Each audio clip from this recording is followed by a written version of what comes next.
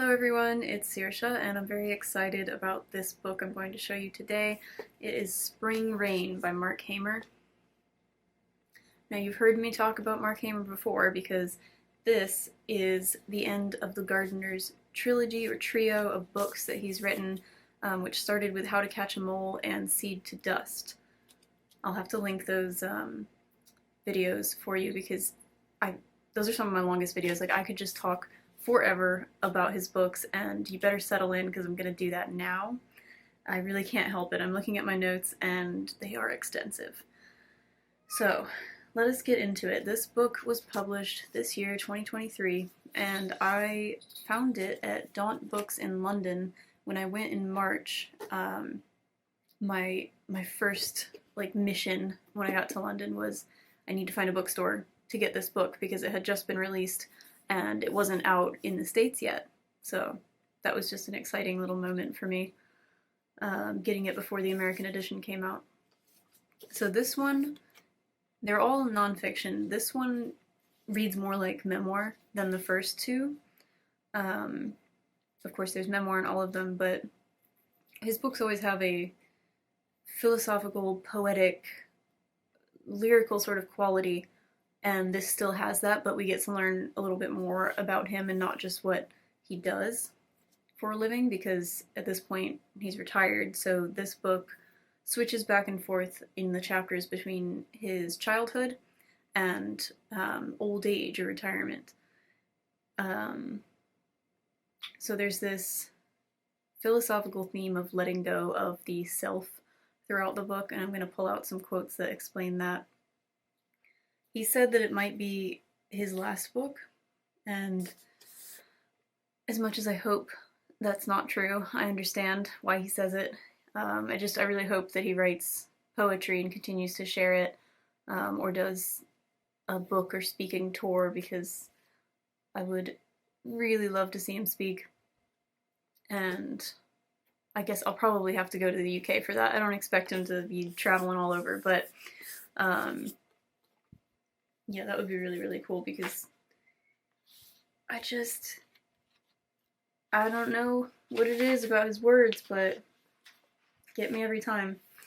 So I'm going to read you the flap, and then we'll get into the book.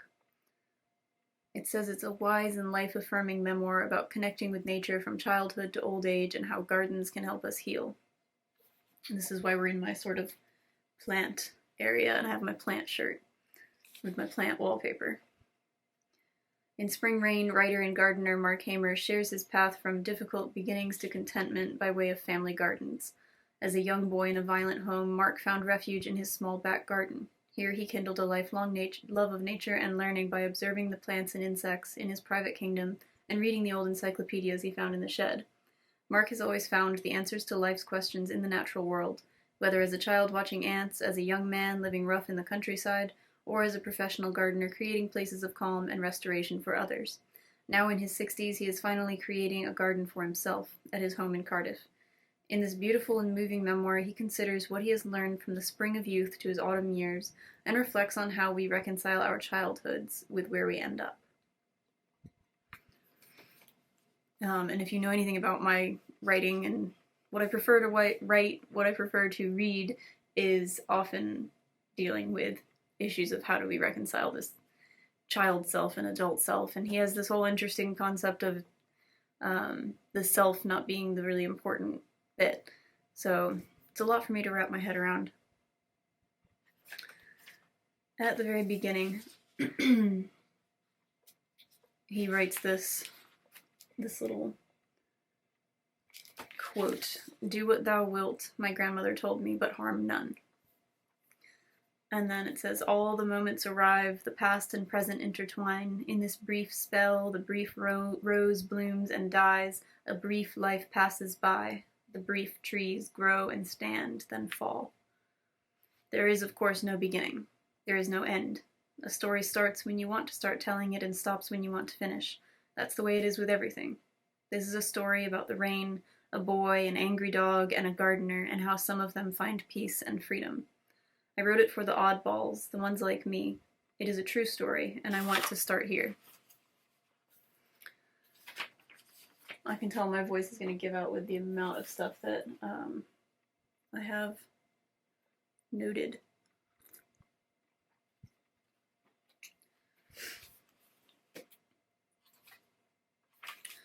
Alright, let's get into the many, many quotes that I want to pull out for you. You emerge from the best of adventures with a completely new self, and this was the beginning of one of the very best. He didn't care if he died, and so on. Every real adventure begins that way, I think. So this makes me think, do we have to let go of ourselves to truly have an adventure? Do we have to get to that point of, like he says, not caring whether we live or die? And I think kind of, yeah, that is when I've had the most interesting adventures of my life and the most fulfilling ones, when I just didn't care anymore, and so whatever happened, happened. And that allows us to let things happen that we normally would stay away from. So good can come from this apathetic attitude, which you can see as a sad state of mind, but it can lead to a lot of very interesting things.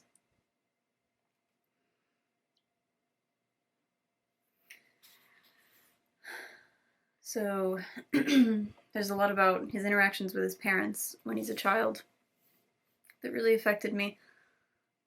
And he knows if he says anything, he's probably going to get in trouble. He doesn't answer. If he were to say, okay, or yes, Mum, it could possibly be taken in the wrong way, and he could be accused of having an attitude or answering back. So he makes himself appear busy and runs to do as he is told. Invisibility really is the key to a comfortable life. All good prey animals know how to hide. And that part, I was like, oh, page 6, and I'm already crying. It's a succinct way to describe his troubled home, and I really related to that need to be small and quiet in order to survive in your environment. So that got me bad.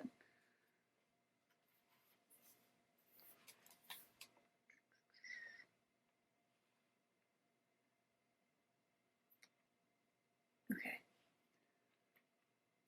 Among the button braces and shirts, tweed jackets, moleskin waistcoats, knitted tank tops, and corduroy trousers, smelling of natural fabrics that used to be living things, wool and cotton and dust, I found a little shelf with a stack of rectangular boxes the size of a mobile phone and 3 times as thick. Black cardboard with a clear plastic top with swirly gold 1970s writing that said Monsieur Paul. On the end of the boxes, the prices were written on a white label in hard gray pencil in the kind of flowing handwriting you don't see anymore, done by people who had learned to write at school with a pen they dipped in ink, the writing of really old people. $14.99. The boxes had been there for years, their cardboard corners crushed, fibers of white showing through the cracks. Through the transparent lids, the colors and patterns of the bow ties inside showed. Dark red, deep blue, green tartan, paisley stripes and spots, old thick silk in muted colors. I just really loved that description, because we know exactly what kind of handwriting he's talking about, the kind you don't see anymore, done by people who learned how to use a pen dipping in ink. And why can't we have handwriting that beautiful anymore? I personally seem to have no control over my wrist and hand and fingers, and I can't write beautifully. I think it would take years of really tough lessons for me to be able to do that. And I've tried and tried, and it's one thing I shouldn't be, but ashamed of, because it looks like I'm not making an effort, and I'm really trying, and my fingers just will not work. I have the handwriting of a doctor, I guess, because it's supposed to be illegible. So yeah, I just liked that detail.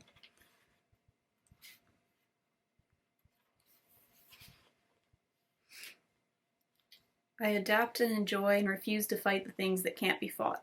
I let go of the questions that cannot be answered, and instead I push at doors that fall open to my touch and ignore the ones that resist too much.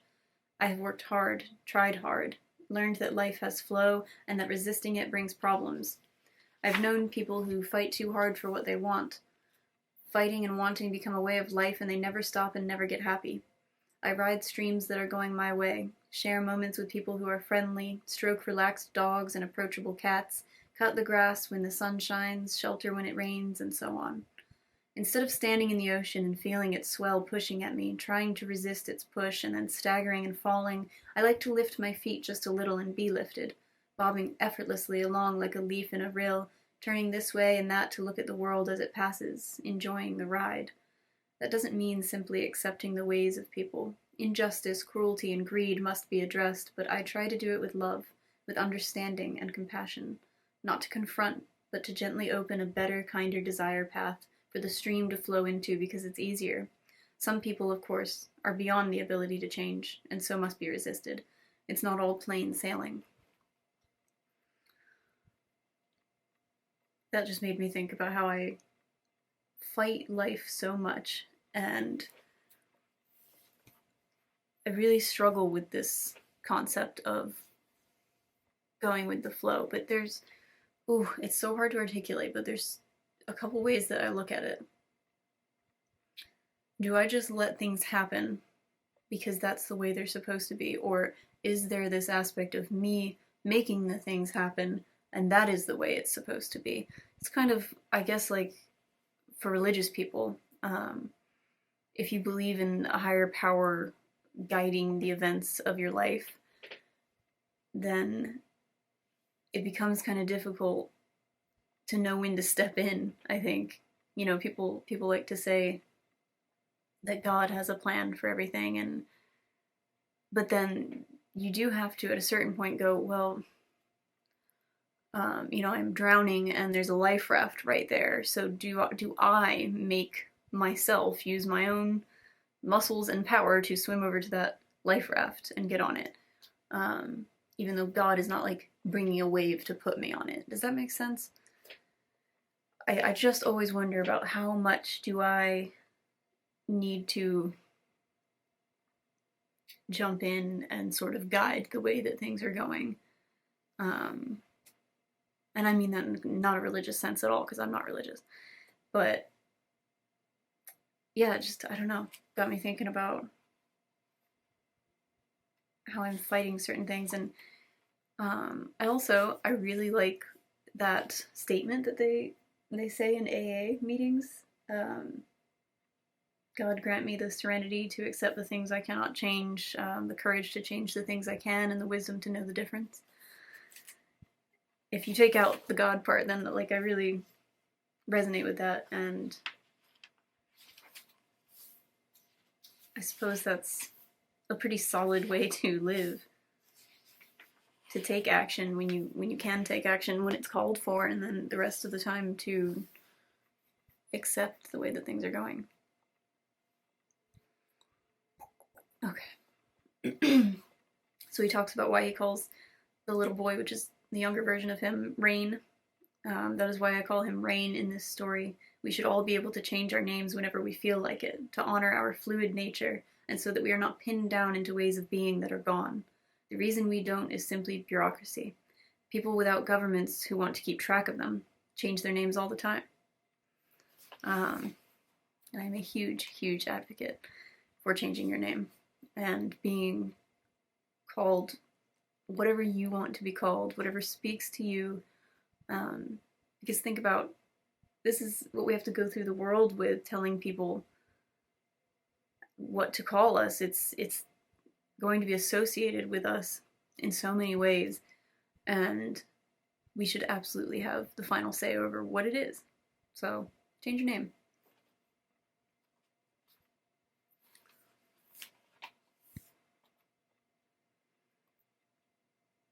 One day I was kneeling, pulling weeds from between the raspberry canes, and my knees made a snap when I tried to get up, a horrible popping feeling, and I had to crawl to the end of the row and pull myself to my feet with a post that I had hammered in there years ago, to carry the wires that hold spindly raspberries up. The old lady I worked for watched me through her kitchen window. I felt like crying because I was embarrassed, and also because I knew it was the end and didn't know how I would buy food and pay my bills. From that point on, I needed a stick to walk with sometimes and stopped kneeling down so much. I used to like kneeling in the garden. It felt like bowing to the world that made me. Then, just a couple of months later, the lady died, and I closed and locked the gates and went home for the last time, put away the cicadas and mowers, and peeled the signs from the side of my van. I still drive that van, but it's clean now and doesn't have tools in it anymore, doesn't smell of earth. That passage was really, really heartbreaking. Especially, I love how he juxtaposes these things where he has to crawl to the end of the row and then pull himself up using a post that he'd hammered in years ago. Just picture that's a wonderful and sad image.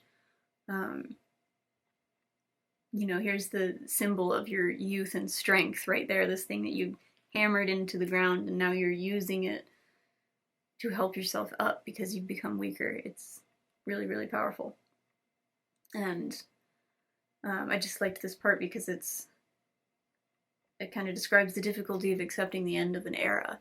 And he does it with a lot more grace than I do. And maybe that's something that comes through writing about it and meditating about it. He meditates a lot. Whereas I'm fighting things, and so accepting the end of an entire part of your life, especially one that long, it takes a lot of learning how to be peaceful.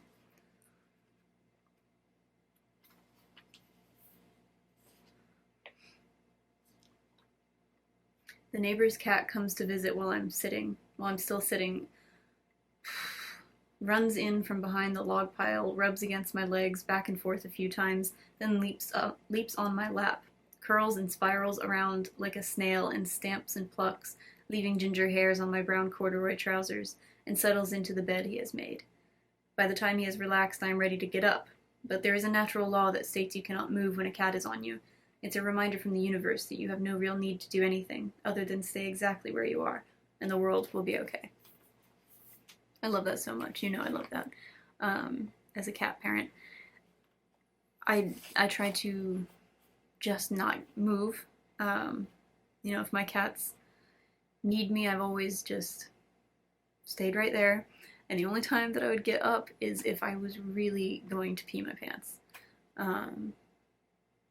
And it's a bummer when you have to do that because, like, sometimes they would be so comfortable and I'm so happy that they're there, and I'm like, I simply will wet myself if I don't get up because TMI, but like, I try to drink a lot of water, and even if I don't, I have to pee more than anybody I know. It's just all the time. It's super annoying. It affects my life really negatively. Yeah, and I just don't want to move when the cats are there. And then the thing is, would it be the end of the world if I peed my pants with the cat on my lap? No, actually, it wouldn't be the end of the world. But whatever, that is a whole philosophical question in and of itself, and I don't have time to get into it.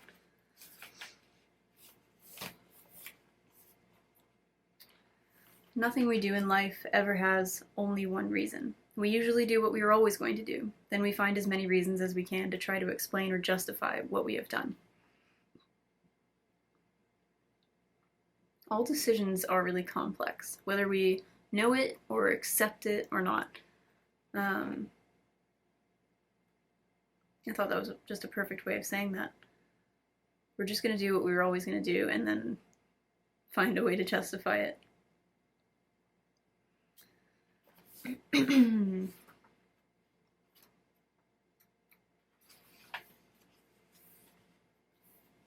Oh, is this going to be a long passage? I might need water.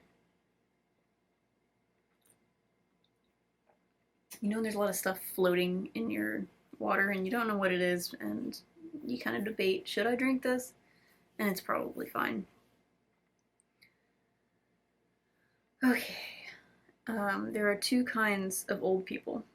There are the old people who are in pain and miserable, and then there are the old people who are in pain but who are lighthearted. All the old people are in pain. Only some of us have the skills to be able to laugh at it every day. Life is ridiculous and full of pain, and to be kind and happy is the finest act of rebellion I can imagine. Lasting happiness is a skill. It's not an easy skill to learn, but once you've had a glimmer of it, it is impossible to ignore. To get it, I gave things up, stopped competing against others, accepted nature's flow, handed myself to simplicity, accepted inevitability, change, and meaninglessness, but most of all, I had to forgive people. Time passes, things happen. Nobody knows why. It is easy to forgive people if you love them. That is one of the ways you know that you love them. It is often easier to forgive other people than it is to forgive yourself, but you have to do both. It's harder to forgive people you don't love, and even harder to forgive those who are greedy or selfish, violent, hate-filled people who like to make you hurt, and those who want to count the things they have and compare them with the things that other people have. You can't change the world by changing other people. You have to start with yourself by examining who you are, the harm you do, the things you think and feel and say, the things you use and consume. You must forgive and begin each day from where you are today, with nothing left from yesterday. I treat the whole world as if I were just visiting. I'm a guest in a place that isn't mine. I won't be here forever, and like any guest, I don't always understand what's going on. I don't have to. Sometimes I figure it out and sometimes not. It doesn't seem to matter either way. I am a guest, and the only responsibility a guest has is to be polite and kind and generous, to stand against injustice and to offer to help honestly when you can. My views are not very fashionable. Beautiful. Just a lot of great wisdom in that passage. I think it all speaks for itself. I don't want to water it down with my thoughts.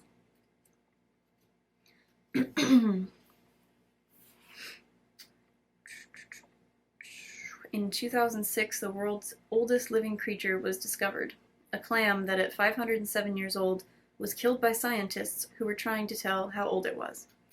Some knowledge you need and some you don't, but poetry you always need. All knowledge is the carving up of things, separating the world into smaller and smaller chunks and comparing them to each other. If you break a bar magnet in half, the two ends that once were joined now repel each other. Where there is two-ness, there is opposition. Where there is oneness, there is peace. Our cutting little minds can't handle the great vast oneness. They can only manage little steps and breaking things apart to examine what they are. I love that idea of knowledge versus acceptance, and I think knowledge and the human instinct to hunt for knowledge, to know things, that is one of the greatest things about us.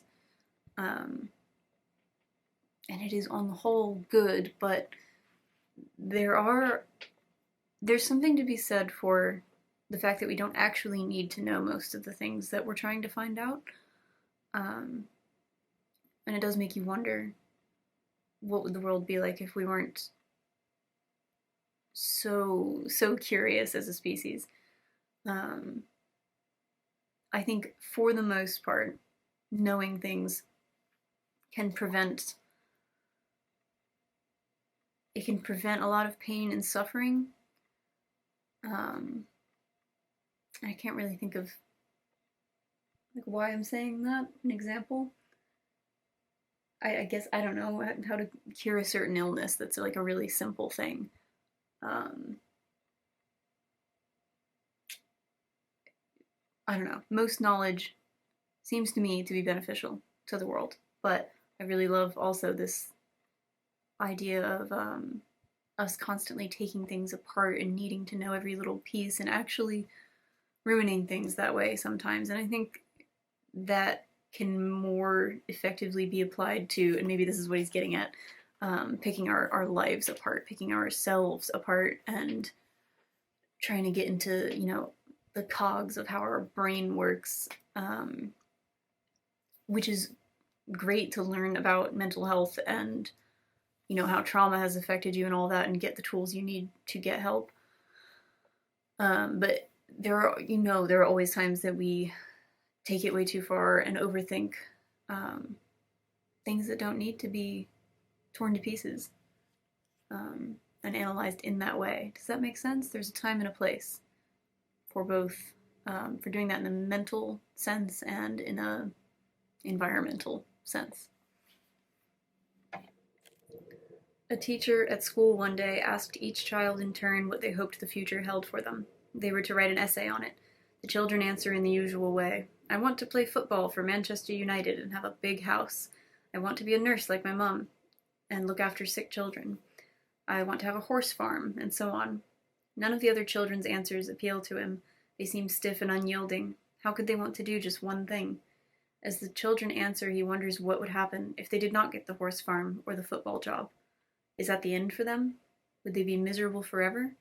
He doesn't understand how they imagine they will even be alive that far in the future. He cannot picture himself living that long, to be 20 or even 15. He has no idea what his answer might be, and he panics a bit, trying to think of something to say, and hopes that something stupid doesn't come out again. When his turn arrives, the words that appear unexpectedly are, "I don't really mind what happens to me." He could have put it better, but because he gets things wrong sometimes, he feels ashamed of speaking up in class, so he uses sentences that are as short as possible. After a moment's pause and looking at him intently, the teacher kindly says, "If that is the case, you will be very happy."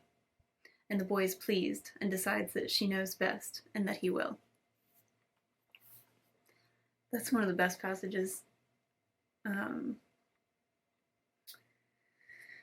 I love this idea because I think about this too. Do having these single dreams keep us from happiness? Does having one singular goal in this life mean that if we don't have that thing,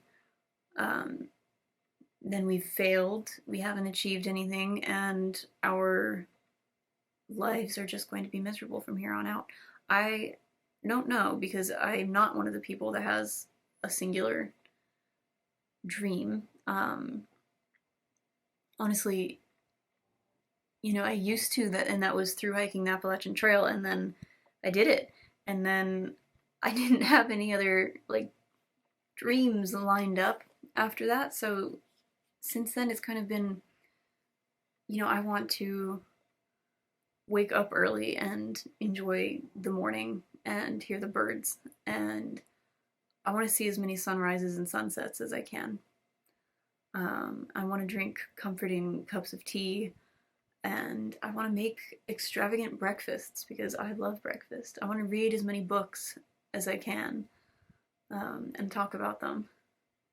I want to go swimming more. I want to hike. I want to sit with my cats and stroke them, and I want to watch movies that make me feel something. I want to stretch and keep stretching till I can do a split because I'm so close. All these little things. And so I really loved and related to that passage. We're really taught in this society that we're supposed to have this answer to this question, what do you want to do with the rest of your life? And usually what do you want to do means career-wise. I think usually that is the most boring thing about someone. I want to know what you do in your free time. Unless you're one of the rare ones who have a very fulfilling, fascinating job that brings you joy. Good for you. That's so enviable. But yeah, I just hate that that's usually the first question, in adult circles. So what do you do? I like to really throw people off by saying I like to read a lot and go hiking, and I bake quite a bit. And then they're like, that's not a job. It doesn't compute. I would just rather talk about things I enjoy. Anyway, I'm on really a tangent now. That was the longest tangent.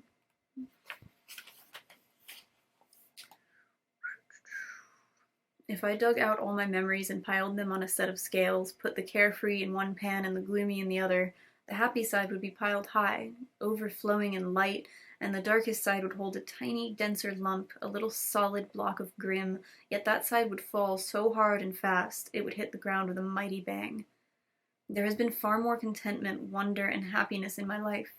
But misery is dense, it is heavy, gray, and leaden, and the lighter, fluffy peace and happiness would bounce right from the pan to float into the sky, to drift on the breeze through blue and joyful emptiness, while the melancholy would land in front of me and stink like a dead dog on the carpet, dragging my spirit down.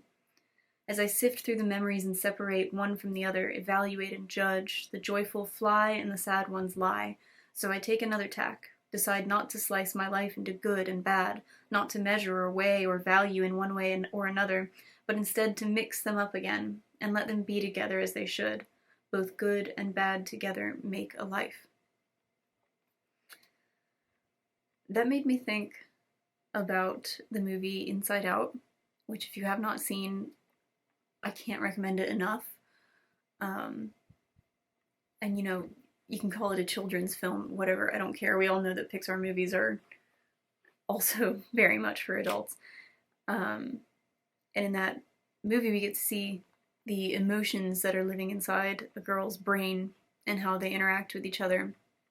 And we learn that joy and sadness coexist and they make a person, and actually one without the other doesn't work. We can't have joy all the time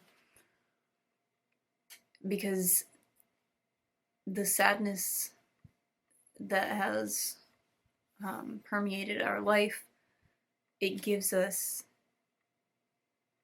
something to measure against and see what is actually joyful, and isn't just run-of-the-mill.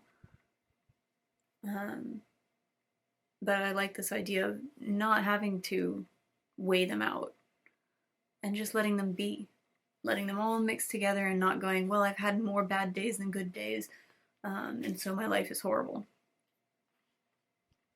On the whole, like, I say this all the time, so I'm completely guilty of it. More bad things have happened than good, and you can say that's just fact, but I'm glossing over the other fact that good things have happened too, and those are important to note. And it is all mixed up together and doesn't need to be separated. Okay. I go inside, make a call, hire a skip, and feel like a proper working class man who does proper manly things like making calls and hiring skips, instead of the one I am, who sits by a fire, makes soup, drinks sherry, polishes his shoes, reads sonnets, and writes them. The cat follows me in, then out again, and watches while I attack the empty shed with a crowbar. I open the gaps between walls and roof, then lift the sagging roof with my left hand and push the front wall in. The shed that once enclosed some space and dominated the garden with its blocky darkness folds gently, elegantly in, like an old lady fainting and clutching at a side table as she slides slowly down to prostrate on the ground. It leaves a ghost of where it has been, which will dissipate as I get used to the empty space, and the sparks from the fire fly high into the evening sky. Even the most seemingly permanent of objects are no more than passing events. I liked that whole paragraph because the first part about, putting on an act. Why do we feel like we have to put on this act, for him of being a proper working class man? It can be kind of fun in a way, nobody knows, like, our secret weirdness and our true identity, but I also think it would be great if we did let other people in on that.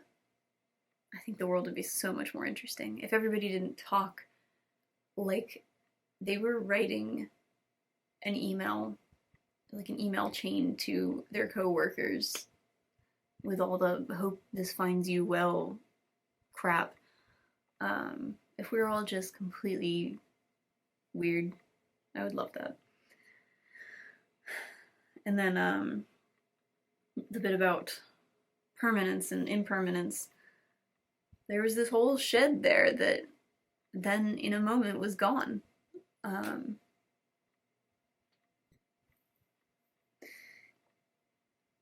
Yeah, and I like how he says it leaves a ghost of where it has been, which will dissipate as I get used to the empty space. It's like when anything changes or leaves us, when there's a loss in our life, you notice that empty space so much at the beginning, and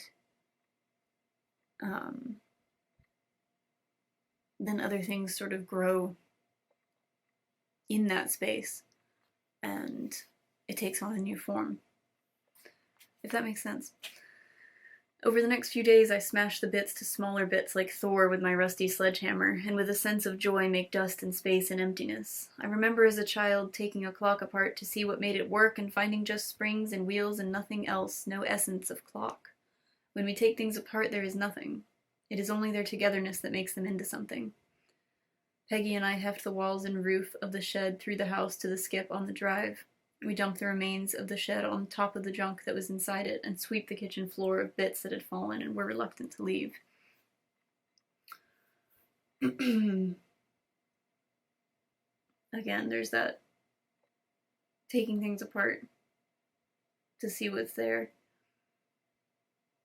But it was the thing being together that made it into what it is. It made it make sense. Sorry if this is really dark.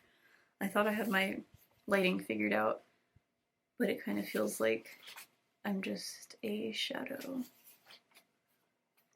Am I just a shadow? I don't know. I thought it was pretty because there's this giant plant that has taken over. I'm not sure what it is. And it was just like a little weed one day, and then it became a tree. And I'm reluctant to do anything about it. And I love reading this book because he talks about how he intentionally is going to create this garden that will reseed itself and become really wild and become a sanctuary for wildlife. And it's not like the most high maintenance garden once he gets it all done initially. I have so many ideas and plans for my garden, and it is such a big and awkward lot because I'm on the corner and it's just like there's so many zones, and I want to have like a little tranquil zone and like an orchard with fruit trees, and I want to have all the beds where I grow food. So yes, I'm inspired by what he writes. It's just the getting started that's so hard. When you make a garden, you have to take into account...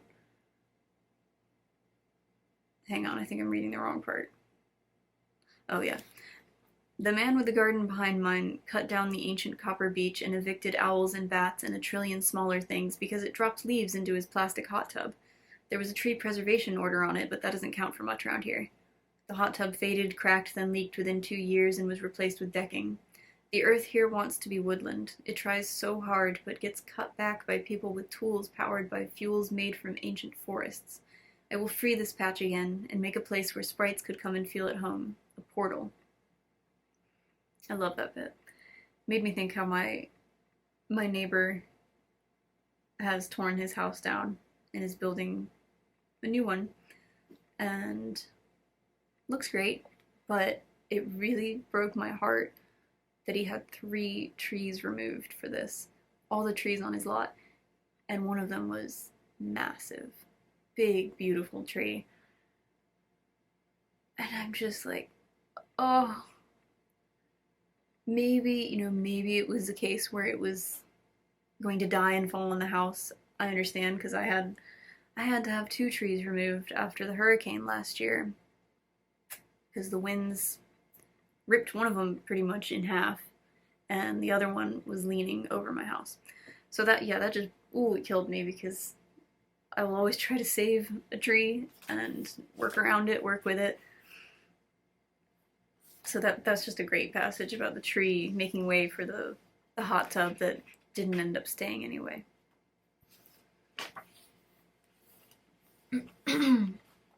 All living things will grow and thrive where they are happy, will struggle to survive where they are not, and will die if they cannot adapt to an environment that is hostile to their particular needs.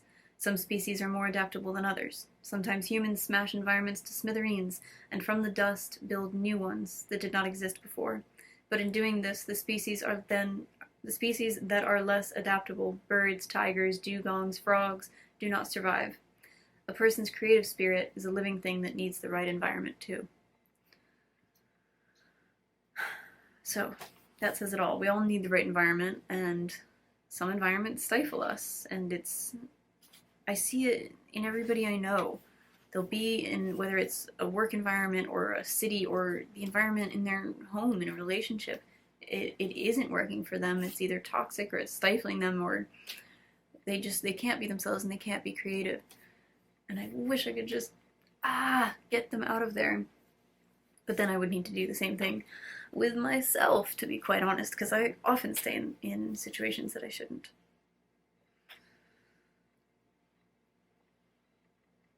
So the way he talks about his wife, I love it. We know each other's weak points. She knows my tender spots and nurses them, protects them as I do hers. Sometimes we get it wrong and irritate a sensitivity and argue or get upset, then we forgive. We have intense internal lives, and because we do not need each other, we love each other freely, without fear. I want that kind of love. And I love that he said that, because often romantic love is painted as need. I need you. But we don't need each other, so we love each other freely without fear. That's beautiful.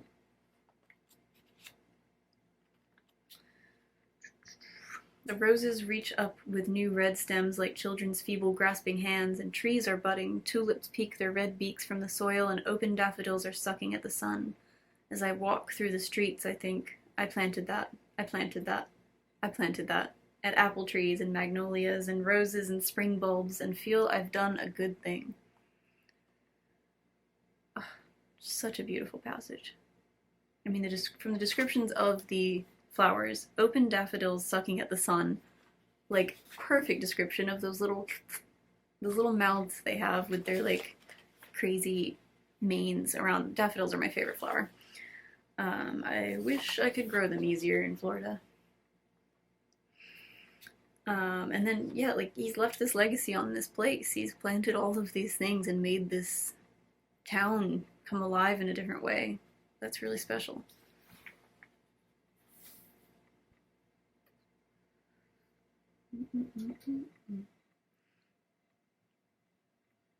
I am called the cat that walks alone, or he walks to the beat of his own drummer, or a square peg in a round hole. The truth is that I couldn't see any value in talking or even thinking about these things. I found my true self when I saw that the self is merely an illusion. There is no such thing as a separate self, only the stream. This idea of self makes ego. It separates us from the animals and so destroys our world. It is not good to feel separate from the animals. So again, this is such a tough concept for me. Should we practice self-awareness and then shed that self that we've learned about? Is it good to know ourselves, but it's so confusing, because I've always thought self-discovery is so important, but I think you can use it in a way that then allows you to connect to the universe and this oneness that he talks about, but recognize yourself as just part of it and not the center of the universe. I think that's the important thing, is even if you want to practice self-awareness, also be aware that you are a small part of a massive, massive universe that we can't even conceive of. I don't know. There's a whole lot to think about when it comes to the self, and I haven't actually taken any philosophy classes, though I do like to read philosophy. Home, I take off my tired old brown corduroy jacket that I have worn since I was a mole catcher. It is an affectation, and I wear it because I think it makes me look like Mr. Mole. I have matching brown corduroy trousers with braces and a gold badge of a mole on the collar. I just love that image. Perfect. Like, that's very me. And I have to show you this mole picture. Isn't that great? I love moles so much. And that's actually why my mom got me his first book, because it was about moles, and I was going through this real big mole phase where I was like, don't talk to me unless it's about moles. So I'm really glad that happened, and that I was able to discover his work that way.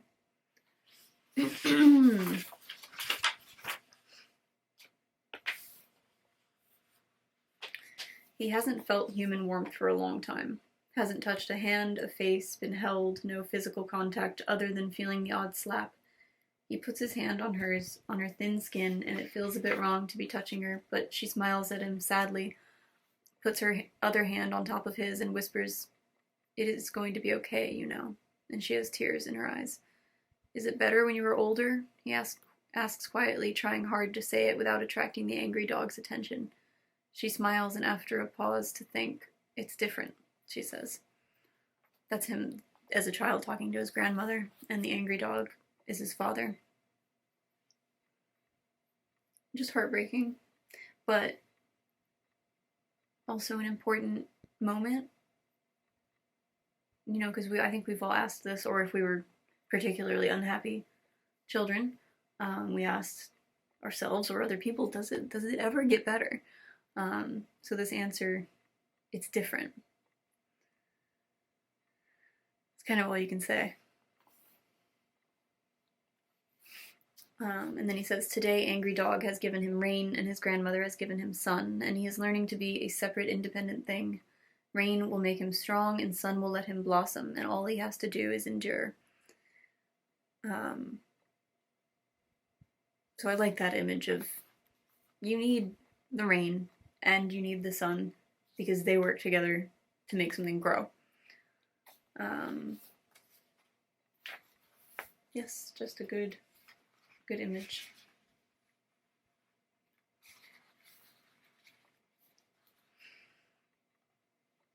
I often had seeds in my pockets when I was a gardener. I put a handful in my trouser pocket just to feel them there. They are my kin. These will be the last seeds I sow because if they grow, they will seed themselves, and I won't make another garden after this. I feel at home with them, and that boy felt the same. I know they excited him as much as they do me. For the briefest moment of time, I wonder who did it first. Who walked around with seeds in his trouser pockets? Was it me or him who first had a pocket of magic beans? Does time go this way and that? I know that's nonsense, but somehow the connection between us felt tight for a second, as if he were on the other end of a tin can telephone and the string between us was tight, the signal clear and strong. Between us is the unstable thread of time. But so much has happened in that time. Friends and lovers, the lips I have kissed and the hands held, the children I have made and sent out into the world. Thinking about him so much has made me feel more connected. Yet it doesn't feel like a connection with the past. It feels like a connection to a boy who lives here and now, just over there.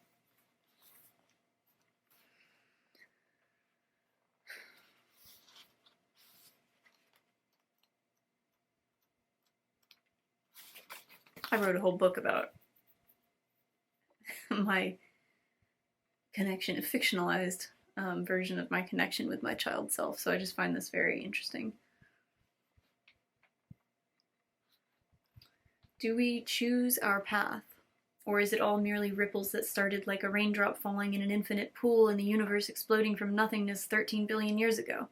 Perhaps each of our thoughts go all the way back to then, and you and I are what we were always going to be, acting and reacting.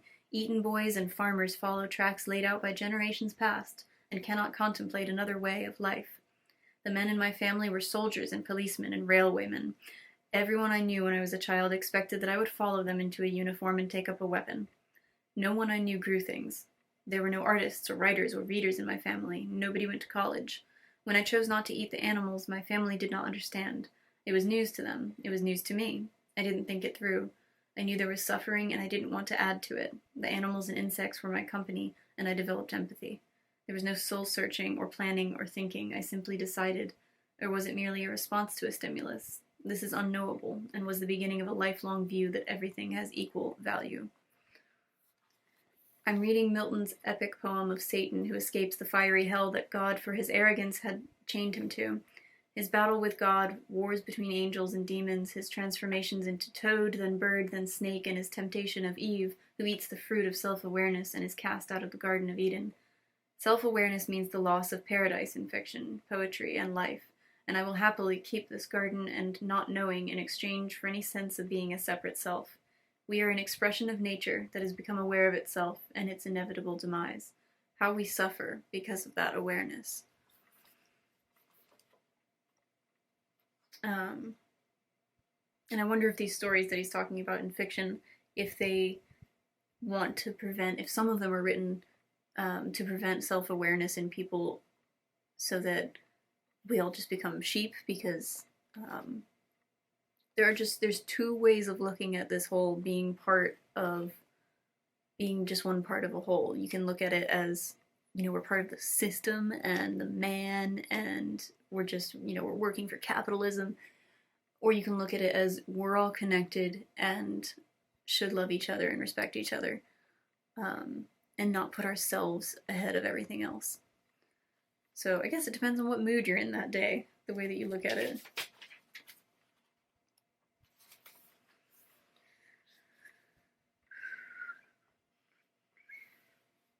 He wonders, why are there ants at all? Why is there a him or his father or mother or brothers or a house or sea or world? It just goes on, he thinks, and if he stands on an ant by accident and it dies by accident, does it matter? Who would it matter to? The other ants? Would it matter if he died by accident? Perhaps to one or two people, he thinks. Grandparents, mother, father, brothers? But even if it mattered, it wouldn't matter for very long. They would be sad and would remember something that was not his life, but their version of it, and like the ants, they would absorb their changed world and get themselves back on track and carry on.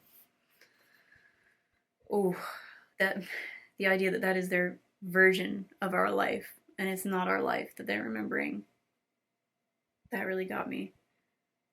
Because I always think, do we really know anyone? Does anyone really know us?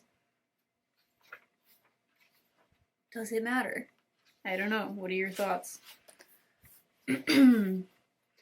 This body is not yours, it is nature's. This mind that calls this body yours is not your mind, it belongs to nature. None of this is you or yours, it is all nature expressing itself. There is no you that is anything more than nature.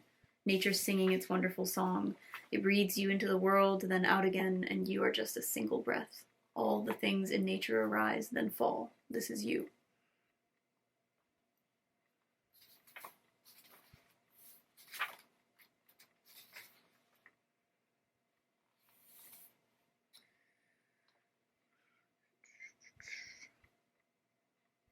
When you leave yourself and then return, you find you are transformed. The biggest transformation is that you know that what you see as yourself is merely an illusion. You are far bigger than this meaty body and suffering, everyday mind that you occupy. You are, when you let go of that little self, everything and everybody that exists.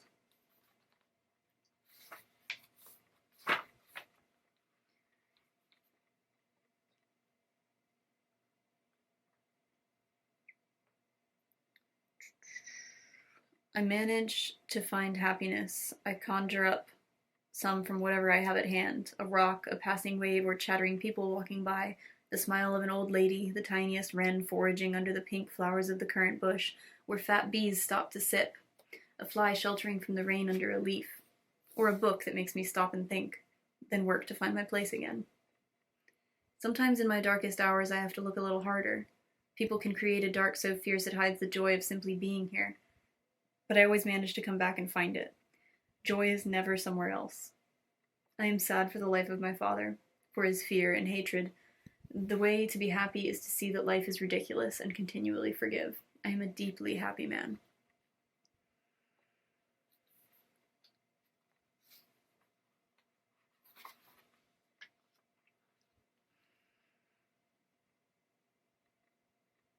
I see a boy in blue shorts paddling an opal plastic tub across the dark and deadly sky. He is going away from me now, moving uncertainly but determined on his own fabulous adventure to his future, to where we meet, here in this shed.